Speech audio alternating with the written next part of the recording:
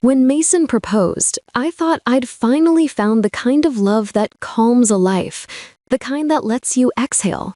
He was meticulous, decisive, self-assured, the kind of man who made the world feel stable. We met at a charity auction of all places. I was helping organize silent bids for the local arts council. He was the guest speaker talking about his tech firm's donation initiative. I remember the way his voice filled the room, steady, confident, warm. I didn't know then that warmth can be a performance. He courted me with precision, flowers, weekends away, long drives where he'd ask about my dreams as if he wanted to share them. Within 6 months, we were engaged. Everyone said it was fast, but when you're in love, you mistake intensity for certainty. It was 2 weeks before our wedding when Mason first brought up the prenup. We were sitting on the balcony of his downtown apartment, city lights flickering below. He said it casually, like it was just a formality. "You know how volatile my business can be," he said, pouring us wine. "It's just to protect both of us." I laughed at first. "Mason, I'm marrying you, not your company." He reached for my hand, eyes soft. "I know, but I've worked a long time for what I have. This is just smart, standard procedure." I told myself it was reasonable. I wanted to be understanding. I didn't want to look like the kind of woman who married for money. The next day, he sent the documents over for review. 56 pages of legalese, most of which I didn't understand.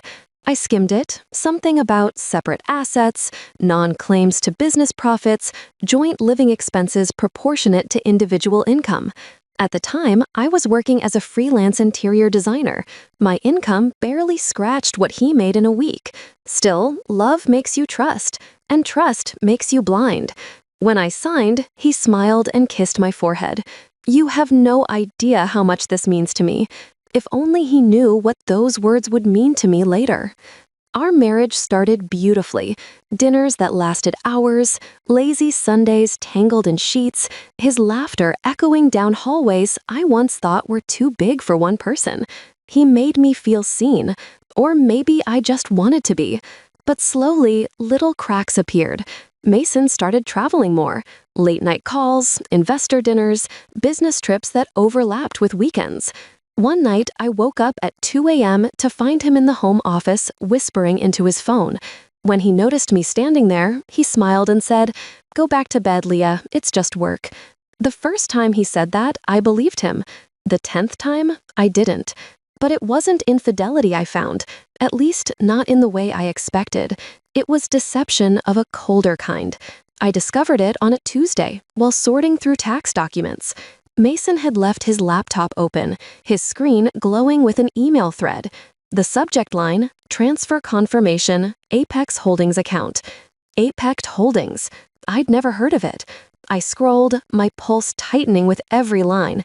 The emails were between Mason and his financial advisor, discussing a series of hidden offshore accounts under a shell company, transfers, real estate investments, and a clause labeled Asset Concealment Strategy. My hands shook. I opened the prenup again, line by line, this time with unblinded eyes. The language was icy, detached. Every asset in his name, every liability shared.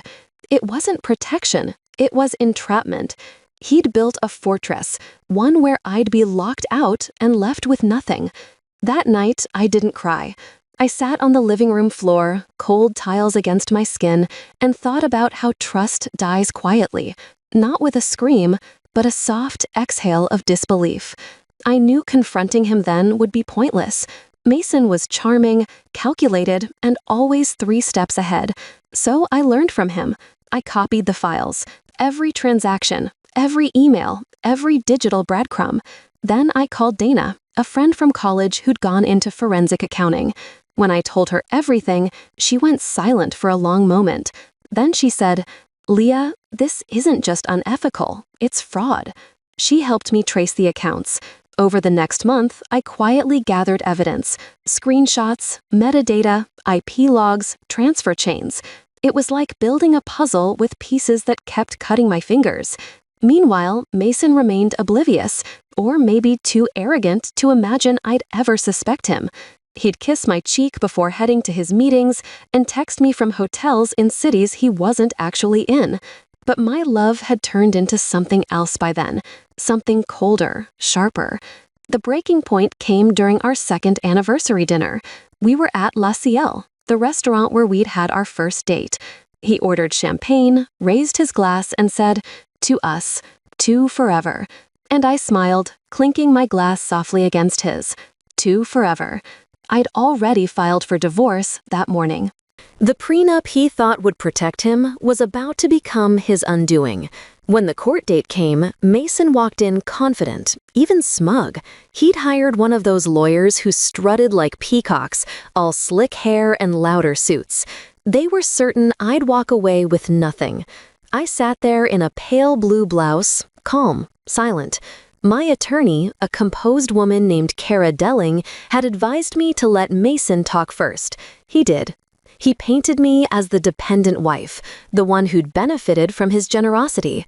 "My client has been transparent in his financial dealings," his lawyer said, voice smooth.